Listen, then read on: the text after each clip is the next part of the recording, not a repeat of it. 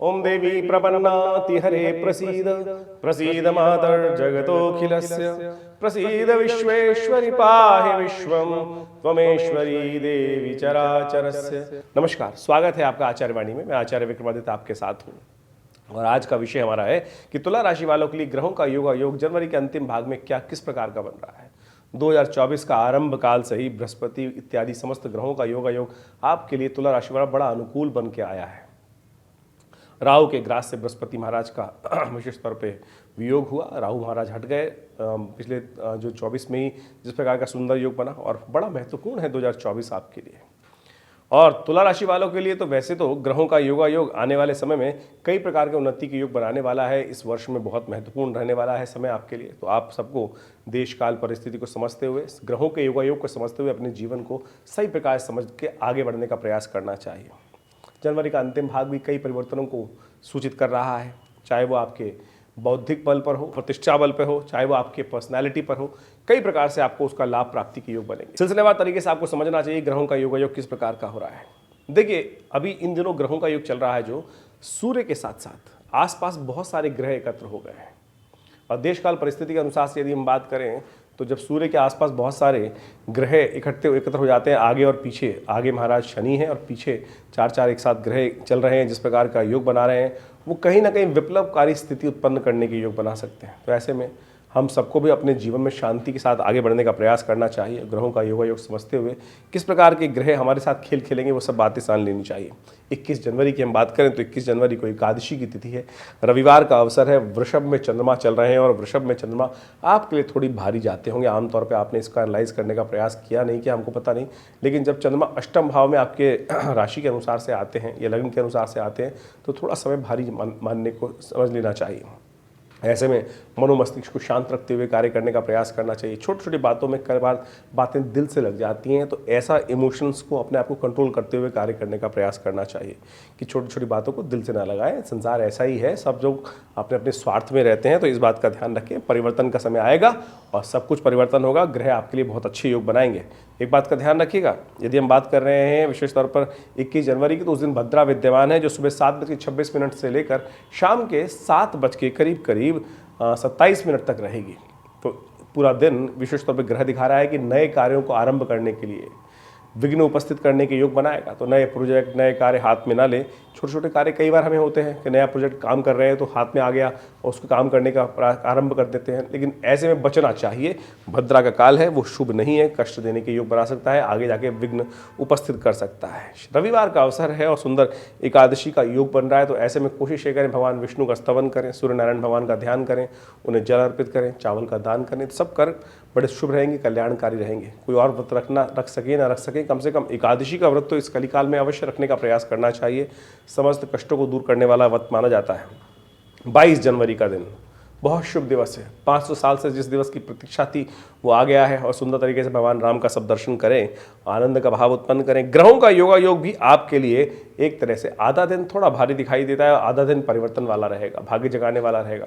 सुबह थोड़ी भारी दिखाई देती है, शाम के समय ऐसा दिखाई देता है कि परिवर्तन का आने का योग बनेगा। सुबह सुबह थोड़े से कार्यों में विलंब हो सकता है, अन्य खर्चे के योग बन सकते हैं, तो ध्यान रखें। तो थोड़ा ध्यान रखते हुए कार्य करेंगे तो अच्छा रहेगा। सुबह सुबह भगवान शिव का ध्यान करें, राम भगवान का ध्यान करें, उनको लाल पुष्प अर्पित करें, भगवान को विशेष तौर पर उनका अभिषेक करें, तो समस्त प्रकार के कष्टों को दूर करने का योग बनता दिखाई दे रहा है। लाभ के योग बनते दिखाई दे रहे हैं। नए कार्य आरंभ करने के लिए दिन अच्छा है। सर्वार्थ सिद्धि योग विद्यमान है जो पूरे दिन रहेगा। कोई भी नया कार्य आरंभ करने से कल्याण के योग ही बनेंगे। 23 जनवरी को ग्रहों का योग दिखाता है भौम प्रदोष का योग और आपकी राशि के अनुसार से बड़ा महत्वपूर्ण रहेगा। भाग्य जगाने के योग बन सकते हैं, आगे बढ़ने के योग आपके लिए प्रशस्त दिखाई दे रहे हैं। लेकिन ध्यान रखिएगा, थोड़े खर्चे बढ़ते दिखाई देंगे, थोड़ा पुरुषार्थ करने की आवश्यकता है और पुरुषार्थ से लाभ भी होता दिखाई दे रहा है। लेकिन एक बात ध्यान रखिएगा, थोड़ा सा आलस में इन दिनों रहने वाले हैं आप। अननेसेसरी के थोड़ा सा कई बार क्या हो, ज़्यादा खाया जाएगा, वजन भी ज़्यादा बढ़ने के योग बना सकते हैं, रक्त संबंधित विकार परेशान कर सकते हैं। तो ऐसे में थोड़ा ध्यान रखें, खान पान पे थोड़ा ध्यान रखना आपके लिए बहुत ज़रूरी है। भौम प्रदोष है, मंगलवार और प्रदोष का सुंदर योग बन रहा है। कोशिश करें भगवान शिव का ध्यान करें, उनका अभिषेक करें। कहा जाता है जब ऋण बहुत जीवन से उतर ना रहे हों और मंगलवार के दिन भौम विशेष तौर पर प्रदोष का योग भी बन जाए, तो ऐसे में विशेष तौर पर सुंदरकांड का पाठ कर लेना चाहिए और सुंदरकांड के अंदर का जब जब विशेष तौर पे विभीषण का जो संवाद आता है, जहाँ वो उसको त्याग कर कहा जाता है विभीषण शरणागति जहाँ आती है, उसका पाठ कर लेने से समस्त प्रकार के ऋणों से मुक्ति के योग बन जाते हैं। और यदि भौम ऋण निवृत्ति स्तोत्र जो है वो भी यदि आप पाठ कर लें तो वो भी अच्छा रहेगा। इन सबको करके लाभ ले सकते हैं। ग्रह का योग बहुत सुंदर है, इन सब का आपको समझते हुए कार्य करते हुए कार्य लाभ लेने का प्रयास करना चाहिए। 24 तारीख की ग्रह गणना भी आपके लिए बड़ी अनुकूल दिखाई देती है। उस दिन चतुर्दशी तिथि है और साथ साथ बुधवार का सुंदर योग पड़ रहा है। ग्रहों का योगायोग आपके लिए धर्म में आस्था जगाने की रास्ता बनेगा। बहुत सारे कार्यों के कारण से मन धर्म में निवृत्त, धर्म के अंदर प्रवृत्त रहेगा, तो उससे आपको लाभ प्राप्त हो सकता है। चाहे वो कथा सुनने का मतलब हो, चाहे वो किसी मंदिर में जाने का हो, या किसी न किसी रूप से धर्म का साथ, या हो सकता है धार्मिक पुस्तकें अवलोकन करने के लिए वीडियोज़ में धर्म के द्वारा उपदेश सुनने का सुंदर योग बनता दिखाई दे रहा है। धर्म संगत रहेंगे और मुझे नहीं लगता कि आपके द्वारा किसी का अहित होने का योग बनेगा। तो सुंदर तरीके से आप, लेकिन एक बात का ध्यान रखिएगा, जब हमारे अंदर सज्जनता बहुत अधिक होती है तो बहुत सारे कपटी लोग हमारा नाजायज़ फ़ायदा उठाने का प्रयास कर सकते हैं, हमारे धन को ज़्यादा ज़बरदस्ती खर्च करा सकते हैं। तो ऐसा भी ध्यान रखते हुए कार्य करने की ज़रूरत है कि बेकार के खर्चे हमें ना पड़ें। स्वास्थ्य संबंधी समस्याओं में विशेष तौर पर आपका कुछ सहयोग प्राप्त होता दिखाई दे रहा है, वो आपके लिए बड़ा अनुकूल रहेगा। तो एक काम करें, आप विशेष तौर पे कष्टों को दूर करने के लिए आपके इस दिन विशेष तौर पे भगवान कृष्ण का पूजन करें, और भगवान कृष्ण का यदि पंचामृत चरणामृत ग्रहण कर लेंगे तो वो बहुत सुंदर आशीर्वाद के रूप में आपको प्राप्त होगा। 25 जनवरी की ग्रह गणना विशेष तौर पर आपके लिए आपकी राशि के अनुसार से बड़ी अनुकूल दिखाई देती है और आपके कार्यों की कदर होती दिखाई दे रही है। लाभ के योग प्रशस्त दिखाई देते हैं, लेकिन एक बात का ध्यान रखिएगा, अननेसेसरी खर्चे ना हो। कुछ खर्चे ज़्यादा बढ़ने के योग आपकी राशि के अनुसार से बन रहे हैं, तो उसका ध्यान रखते हुए आपको कार्य करने की ज़रूरत है। पूर्णिमा है, सत्यव्रत करना सबसे सुंदर उपाय है और सत्यव्रत करके भगवान का पूजन कर सकते हैं आप। और साथ साथ उस दिन पौषी पूर्णिमा भी है। शास्त्र के अनुसार से दान का अत्यधिक महत्व कहा गया है, स्नान का अत्यधिक महत्व कहा गया है। और इस दिन माघ स्नान भी आरंभ हो रहा है, तो कोशिश करें थोड़ा घर में ही यदि हैं तो गंगा जल थोड़ा जल में डालकर अपने नहाने वाले पानी में उससे भी स्नान कर लेंगे तो समस्त पुण्यों को प्राप्ति करने के सुंदर योग बनेंगे। एक बात का और ध्यान रखिएगा, इस दिन भद्रा है, सुबह करीब 10:36 तक, तो नए कार्यों को 10:36 के बाद ही करना आपके लिए अच्छा रहेगा। तो सुंदर ये उपाय करें। ग्रहों की गणना हमने आपको बताई थी किस प्रकार से आपके लिए अनुकूल दिखाई देती है, लाभ के योग बनते दिखाई देंगे। 26 तारीख को भी ग्रहों की गणना आपके लिए ओवरऑल अच्छी बन रही है और आपके कार्यों की कदर होगी। और इस बात का हमें ध्यान कई बार रहता है हम काम करते वक्त कि हम जो काम कर रहे हैं उसका लाभ कोई और ना ले जाए, हमारे कोई कहीं ना कहीं स्वार्थ कहीं ना कहीं रहता है। तो चिंता ना करें, आप आश्वस्त होकर काम करने का प्रयास कीजिए। आप जो भी कार्य करेंगे उसका लाभ, उसका फल आपको प्राप्ति के योग सुंदर ग्रह दिखा रहे हैं कि आपको अवश्य प्राप्त होगा उन सब का। तो इसलिए आपकी मेहनत के अनुकूल ही सफलता के योग बन रहे हैं, तो आगे बढ़ने का आपको प्रयास करना चाहिए। शुक्रवार का अवसर गौ सेवा के लिए सबसे सुंदर योग है, ध्यान रखते हुए कार्य करें। 27 और 28 तारीख में एक साथ बता रहे हैं इसलिए हम आपको, क्योंकि इस दिन दो विशेष योग बन रहे हैं। अश्लेषा और मघा नाम के नक्षत्र हैं, तो जो जातक इन दिनों जन्म लेंगे, घरों में कई घरों में नए बच्चे जन्म लेते हैं, तो उनके लिए विशेष तौर पर माता पिता को उनकी मूल शांति कराने की अवश्य विशेष व्यवस्था करनी चाहिए। कई बार क्या होता है कि मूल शांति नहीं कराई जाती है तो बच्चा पूरे जीवन में और परिवार के साथ बड़े कष्ट भोगता है। हमने बाद में देखा है जब विशेष तौर पर पहले नहीं कराई जाती है, बाद में हम मूल शांति कराते हैं तो कई सारे विघ्न दूर हो जाते हैं। तो कोशिश ये करें, बड़े भाग्य मानुष तन पावा, तो क्यों इतने दिन कष्ट करने के योग बनाने हैं। तो शास्त्र में जो वर्णित तरीके हैं उनको तुरंत उनकी विशेष तौर पर कार्य कर लेना चाहिए। जन्म के समय ही 27 दिन के लिए मूल शांति के मंत्रों का पाठ अवश्य करा लेना चाहिए। ग्रह के योग आपके लिए यदि हम बात करें तो बड़े अनुकूल हैं, लाभ की स्थिति प्रशस्त हो रहे हैं। बृहस्पति के साथ चंद्रमा का सुंदर संबंध बनने को तैयार बैठा है, ये आपके लिए बहुत सुंदर रहेगा, लाभ के मार्ग प्रशस्त कर सकता है। बहुत सारे कार्यों से लाभ के योग बनेंगे। सुबह जो काम करेंगे शाम तक देखिएगा, दोपहर के बाद से उसमें और पॉजिटिव चेंजेस आने के योग बन सकते हैं। शनिवार का अवसर है, कोशिश ये करें शनि स्तोत्र का पाठ करें, उड़द की दाल का दान करें, लोहे की चीज़ों का दान करें, ये आपके लिए अच्छा रहेगा। वहीं 28 जनवरी को ग्रह गणना दिखा रही है तृतीया, उस दिन रहेगी, रविवार का अवसर है और साथ साथ ग्रह का योग आपके लिए अनुकूल ही है। चिंता ना करें, आगे बढ़ के चले, अपनी चाल में काम करने का प्रयास करें। साधु संत महात्मा जो आए उनके लिए कुछ दान पुण्य करें, वो आपके लिए बड़ा अच्छा योग बनेगा। अच्छा योग लाभ प्राप्ति के योग बन सकते हैं। लेकिन एक बात ध्यान रखिएगा, भद्रा फिर आ गई है और शाम को करीब 4:35 के बाद रहेगी। तो उससे पहले पहले नए कार्यों का आरंभ करना अच्छा रहेगा। उसके बाद नए कार्यों में दिमाग लगाना, उसमें विचार करना, उसमें कार्य आरंभ करना वो ठीक नहीं रहेगा, उसमें कहीं ना कहीं कष्ट देने के योग बन सकते हैं। 29 जनवरी को ग्रह गणना सोमवार दिखा रही है, चतुर्थी योग बना रही है, साथ साथ संकष्टी चतुर्थी और साथ साथ उस दिन तिलकुटा का सुंदर व्रत रहता है संतान की उन्नति के लिए।